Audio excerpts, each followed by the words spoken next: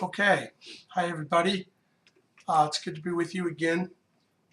Today we are going to be looking at a passage in Matthew 16 in verses 13 through 19, and then later on verses 21 through 26. So if you want to be turning to Matthew 16, if you have your Bibles, that'd be great. The name of the lesson for this week is just called a rock.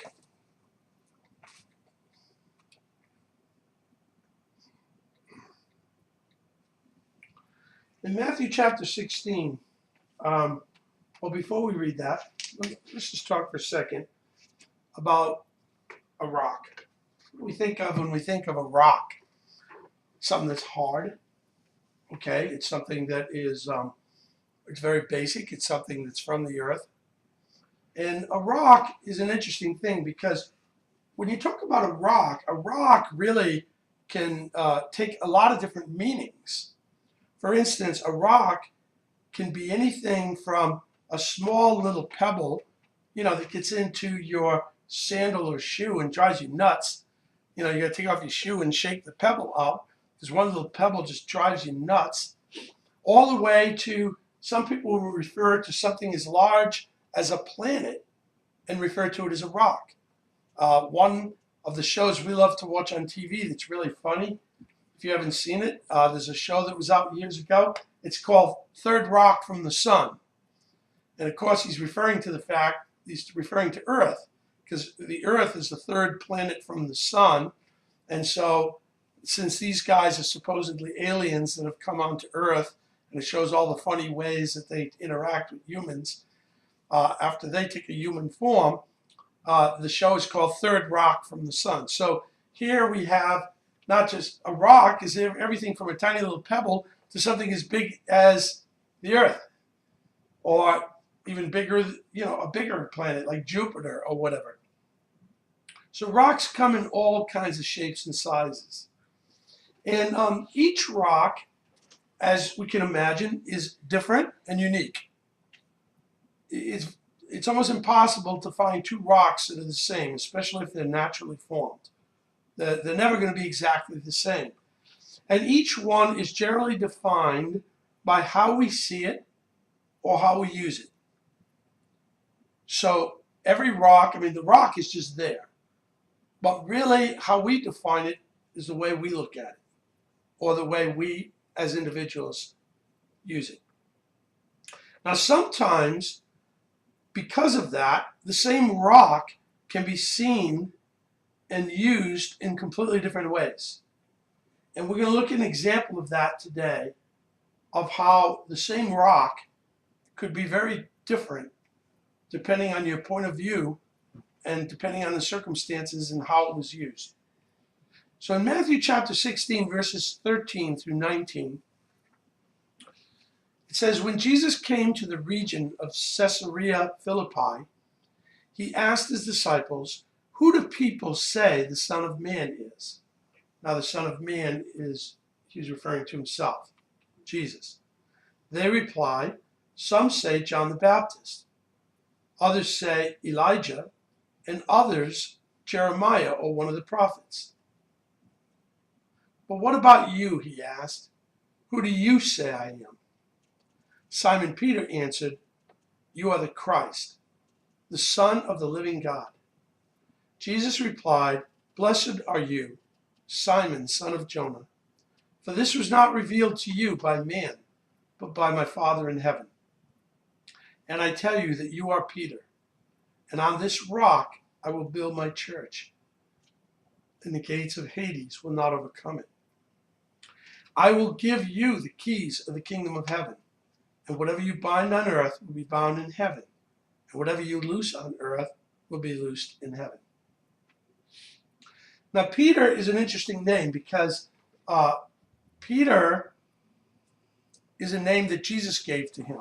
His Greek name was Cephas, which you may hear if you read in some of the other letters later on, you may see them refer to some guy named Cephas, like Cephas, I believe it is. Cephas, when they talk about Cephas, is actually Peter. Okay, now that was his Greek name. His Aramaic name or Hebrew name was Simon. Okay, but Jesus decided to call him Peter. The word Peter comes from a Greek word Petra, and it just means rock. So basically, he's saying to him, Simon, you are Peter, and upon this rock, I'm going to build my church. So he's telling Peter that he is a rock, and he's going to call him that. Now, Jesus asks a question about how others see him. And others saw Jesus in a lot of different ways. Okay, some of them thought he was a prophet. John the Baptist was considered a prophet. Elijah was considered a prophet. Jeremiah was considered one of the prophets. So when they saw Jesus and they saw him teaching and they saw miracles being performed by him, they figured, well, this is the kind of thing that prophets used to do. So he must be like one of them. He must be a prophet. But he was more than that. The people that saw him, most of them didn't really know him that well. And so they described him the way you would describe someone that you didn't know that well. So for instance, think about it. Think about how would someone describe you if they didn't know you and they saw you from a distance? Well, depending on the person, they may have different impressions of us, right? They might think we're very quiet because when they met us, we weren't saying anything. We were just sitting in a room. We hardly said a word. But if they really get to know us, maybe they'd find out we're not quiet. We talk, quite a bit. They might think, oh, that person is very shy. But when they really get to know him, they find out, no, he's not shy. He's really, very out of themselves and very willing to engage with other people. He just seems shy to you because you didn't really know him. Or they might see somebody when a person is angry about something. They might say, well, he has a bad temper. Well, maybe he really doesn't have a bad temper. Maybe they just happened to catch him when he was real mad about something. But in reality, he hardly ever loses his temper. Okay? So the thing is that a lot of times when people talk about other people and they don't know them that well, they say things that are based on what they've heard about them or what they've casually seen them in. That's the way it is with Jesus. Even in our day, today, a lot of the people around us, if you ask them about Jesus, some of the people say, I really don't know anything about him. But there are a lot of people that know about him, particularly if they grew up in the United States, because there's a lot of people that talk about Christianity. So they may say, oh yeah, I know who Jesus is. But they really don't. They really don't. They've never really taken the time to get to know him. Okay, and what they'll say is they'll just say something that they've heard about him. They'll say, oh, he's a good man. He was a good man. He was a teacher. He was a guy that, people say did miracles. And some of those people you might even say, well, do you believe he's the Son of God? They say, oh, yeah. Do you think, why did he die on the cross? Well, to save us. Well, what does it mean to save you? I don't know. And what you find is that really, to really know who Jesus is, just like it is to really know who any one of us are, someone has to take the time to get to know him. And most people, unfortunately, didn't. Now, Peter was one of the ones that did take the time. And the fact is that Peter, even though he got to know Jesus well, Jesus said that the reason he understood that Jesus was the Christ, that he was the Son of the living God, was not just because of what he observed. It was because God spoke to his heart. And what we find and everyone here in this room could probably say the same thing, is that as we took time to get to know who Jesus was, we didn't finally come to faith or to believe that Jesus was the Son of God just because we read a book. It wasn't just because we read about the things that he did and we listened to the nice stories. All of those things helped us. All of those things helped us to get to know him. But at some point, if you went through around this room, probably every one of us could remember a particular day, hour, or time period where they came to believe truly in their heart that this was the Son of God, that this was not just another guy. He wasn't just another teacher. He wasn't just another philosopher, that he was in fact the Son of God. And whatever point within our hearts that we came through our understanding of Jesus and hearing his message, at whatever point we came to that understanding, that was given to us as a gift from God. That didn't come from a man. And it didn't just come from reading. Although it came through those things. But the actual belief, the actual faith, the actual understanding, when you got to the point and said, I believe this is the Son of God, that was something that came from God. And in fact, that's what Jesus said to Peter. He said, blessed are you, Peter.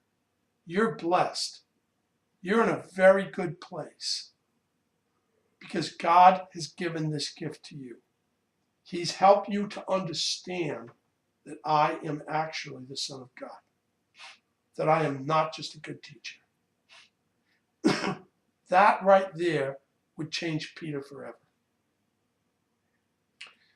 Jesus would go on to tell him, Peter, you're a rock.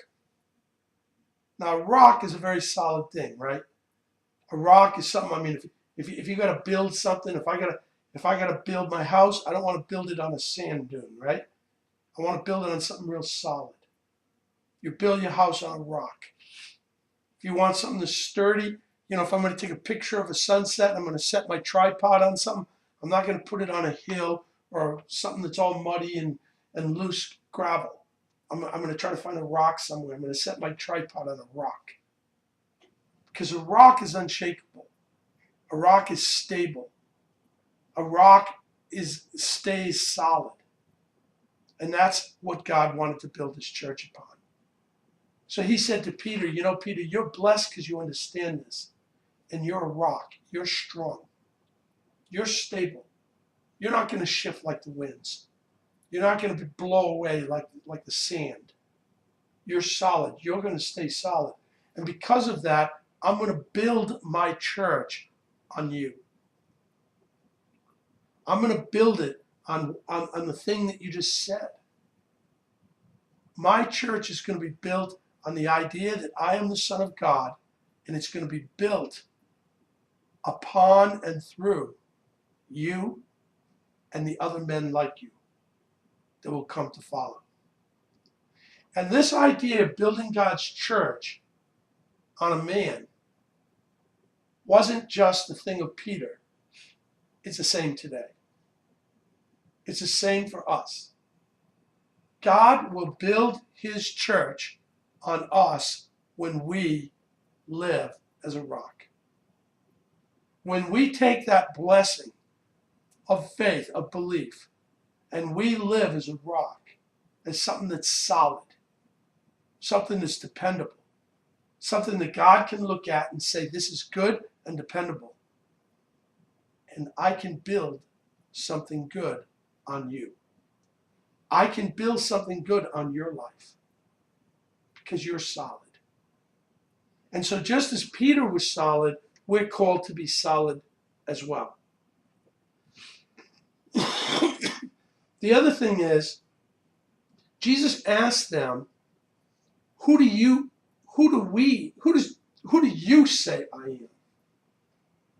Okay, I know what everybody else is saying. I know all these other people don't get it, but who do you say I am? And when Jesus says, who do you say I am? It comes down to, are we willing to say openly, Jesus is the Son of God? For us to be that rock, we have to be willing to say openly, just like Peter did, you are the Son of God. And we have to be able to say it to other people. Now, other people may ask us, well, what do you mean? That's crazy, or that's stupid, or I don't agree. Or what do you mean by it's the Son of God? How is this man the Son of God? How is he different than anyone else? And then the Bible says, always be prepared to give an answer for the hope that you have. So I've got to be prepared in my mind. How do I answer that question? Think about it. If you don't have a reason, number one, you should be able to openly confess, acknowledge, and admit before God and men that Jesus is the Son of God. And when someone says to you, why do you think that? You should have an answer. And if you don't have an answer, you need to get one. You need to figure out what's in your heart of hearts. What do you really believe and why? Look for scriptures if you need them. Get advice from other mature Christians to help you with it. But get your thoughts organized and don't wait until someone asks you. Because if you don't have anything prepared in your head, if you're not prepared to give a reason for the hope that you have, like the Bible says, you're a lot likely to do what Peter did in the next section. Now here's Peter, who's just called a rock.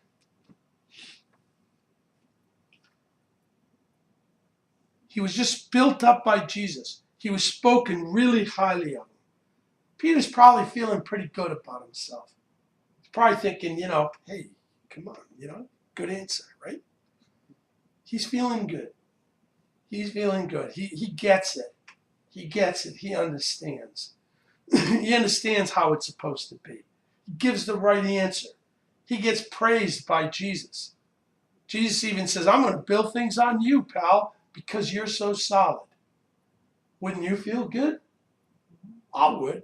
I feel great if Jesus came and said that to me. So now, here's another example. Go down to verse 21. From that time on, Jesus began to explain to his disciples that he must go to Jerusalem and suffer many things at the hands of the elders and chief priests and teachers of the law, and that he must be killed and on the third day be raised to life. And now Jesus is telling them something that's going to happen to him. Doesn't sound too good. Okay, this is your best friend telling you that he's going to basically get the snot beat out of him. He's going to suffer and die. And this is a person that you've been hanging around with every day for the last 3 years, and you become like best friends. And he's telling you this is going to happen. Peter doesn't like the idea. Peter takes him aside, began to rebuke him. Not a good idea to rebuke Jesus. He says, never, Lord. This should never happen to you. Jesus turned and said to Peter, get behind me, Satan, for you're a stumbling block to me. You do not have in mind the things of God, but the things of men. Then Jesus said to his disciples, if anyone would come after me, he must deny himself and take up his cross and follow me. For whoever wants to save his life will lose it, and whoever loses his life for me will find it.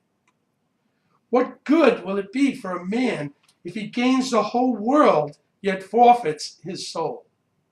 And what can a man give in exchange for his soul? Peter's still a rock, isn't he? He didn't stop being a rock, only now he's a bad rock. He's not a good rock. A little while ago, he's a good rock. He's the kind of rock that was solid and stable, that everybody was going to build his church on. All of a sudden, the same rock's not so good. Now he's a stumbling block. He's the kind of rock you trip over and fall. The kind of rock you go, darn you. The kind of rock that makes you angry. Whenever you ever trip on a rock and fall on your face? You weren't too fired up about the rock, were you? I know I've done it a few times. I pick up the rock and throw it as hard and far as I can, just out of pure frustration. Even though it's not the rock's fault, it's just a stupid rock. It's just sitting there. But here I am getting all mad at it. Peter was just being himself. Peter loved Jesus. He didn't want to see him die. He said, no, Lord, this would never happen to you. But you know what? What was the difference? What was the difference between when he was a rock that everything would be built on and when he was a rock that was a stumbling block and was so bad that Jesus would turn to him and call him Satan? I think the difference was, in the first part, he was looking at things the way God was looking at things. And in the second part, he stopped looking at things the way God was looking at things. And he started looking at them the way people look at them. In other words, he didn't look at Jesus anymore as the Son of God the way his Father did, who had come here for a reason to live and to die. Now he's looking at Jesus as his buddy, as his friend. He's thinking about Jesus in the way he feels about him personally. And he's letting his personal feelings for that person interfere with what God wants.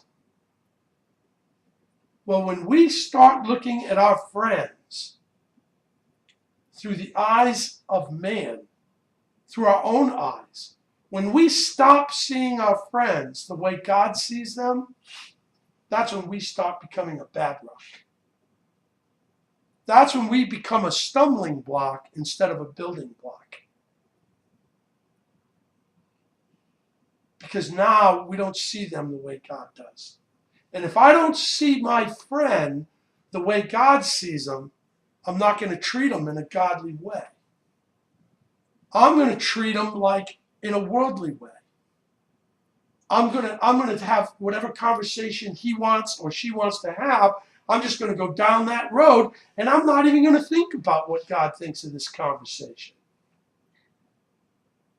If I'm at some event or some gathering or some party or some whatever, if all I'm thinking about with my friends is how they look at things, and I'm not thinking at all about what God is thinking about things, then I'm just going to go along with whatever they're doing. Now, maybe what they're doing is fine. But am I thinking about it? Am I looking at things the way God is looking at things? Because that's the difference between being a building block and a stumbling block. And when we're a stumbling block, we may think we're a good friend to somebody, but we're not.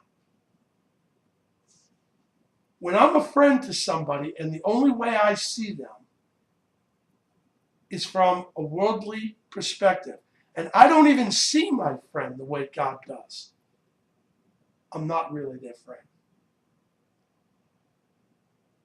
I may think I'm their friend, and they may think I'm their friend. We may enjoy one another's company, and all of that is part of what a friendship is supposed to be about. So on certain levels, you'd say, well, look, boom, boom, boom, boom, boom, I'm a friend, right? Oh, yeah? Well, if you're really my friend, am I going to let you walk in front of a car?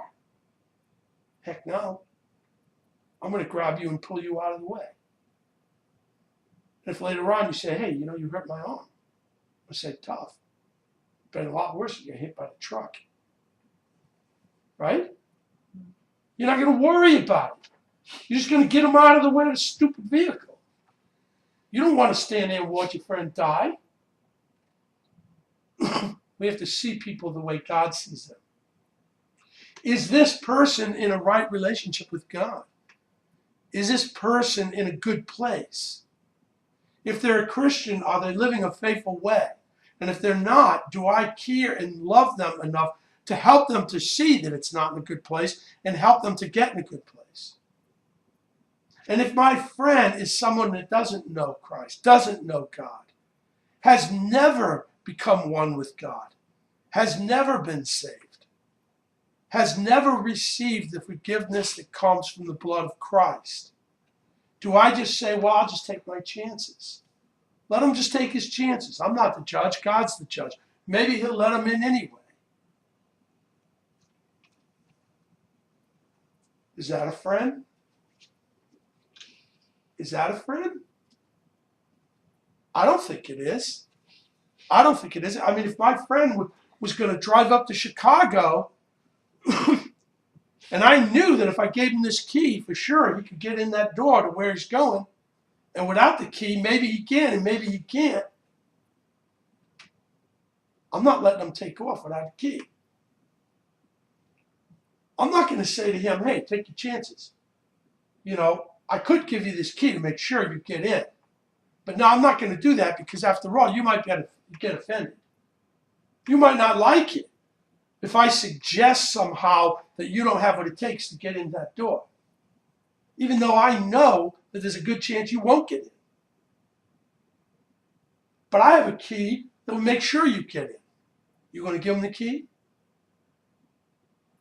If you know for sure they're not going to get in, or even if you doubt that they're going to get in, you're going to give them the key, aren't you? If you care about that person, if you love that person, if that person is someone you care about in your heart, your family, your friend, you've got to see them through the eyes of Christ. You got to see them the way God sees them. And you got to be a building block, not a stumbling block. You know, the way of men changes with the seasons and the years. Man wants what man wants. People are selfish. People are self-centered. A lot of people think they know better than God. Some people think they know better than God because they don't even know God. They're just ignorant. But I'll tell you what, if you're a Christian and you think you know better than God and you think your way is better than Him, you're more than ignorant. You're in trouble because you know better. We know the truth. We know the way it's supposed to be. So if we know it and we're still getting it wrong, that's a lot worse than if we never knew it. We need to care about other people. We need to love God. We need to love other people. And we need to treat them the way God treats us. Now, that doesn't mean being disrespectful like we talked about earlier. It means being kind and loving, but speaking the truth in love to the people we care about and saying to them what's true and what's loving and doing it in a respectful way. Although, sometimes when you're really close to somebody, you can talk pretty flat out straight to them, can't you? Like Jesus did to Peter. Peter wasn't so gentle. Jesus wasn't so gentle with Peter, was he? He turned around and said, "Get behind me, Satan." He called him Satan. That's pretty blunt. That's not really all that nice. You know, but the thing is, Jesus knew Peter really well. He knew where his heart was, and he knew that he was in a bad place. So when Jesus turned to Peter and said, "Get behind me, Satan," that'd be like me knocking you out of the way of a truck. I'm not worried about how you feel about it. I'm just getting you out of the way of the truck. And that's what Jesus is doing here with Satan. I mean with Peter, who he called Satan. When he called him Satan, it was like him knocking him out of the way of a truck. It's like, hey, pal, this is a big deal. I came down for this reason. Don't you get in my way here. Don't you put any kind of sentimental garbage in front of me that'll keep me from fulfilling my purpose. I didn't come down here for kicks. I came down here for a reason. And I need you to be behind me. And I need you to be solid. We have to remember that Jesus has come to save souls. And just like Peter, we are rocks. And we can be a good rock, or a bad rock. We can be a building block or a stumbling block. My encouragement would be, if you're a Christian, try to always live your life as much as possible as a building block and not a stumbling block. Amen.